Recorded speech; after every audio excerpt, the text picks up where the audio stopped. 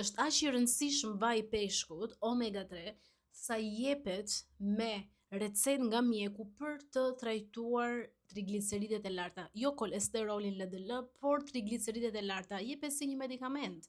Dhe në veçanti EPA-ja. Ka dhe një medikament tjetër që është kombinimi i EPA-s dhe DHA-s, janë këto dy acidet yndyrore më të rëndësishme që ndikojnë në uljen e trigliceridëve. Fillimisht mendoj që ishte vetëm EPA-ja, por studimet gjithmonë më shumë po tregojnë që DHA-ja, acidi tjetër yndyror që mendoj që është më i mirë në veçanti për shëndetin e trurit, ndikon gjithashtu dhe te shëndeti i zemrës dhe në uljen e triglicerideve.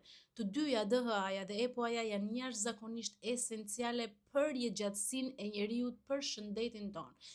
Janë pjesë e rëndësishme e strukturës së membranës qelizore, ndihmojnë në komunikimin midis neuronave, por janë më shumë se kaq. Ato janë arma jonë më e fortë që kemi për të luftuar inflamacionin dhe për të mbrojtur ndaj sëmundjeve kronike.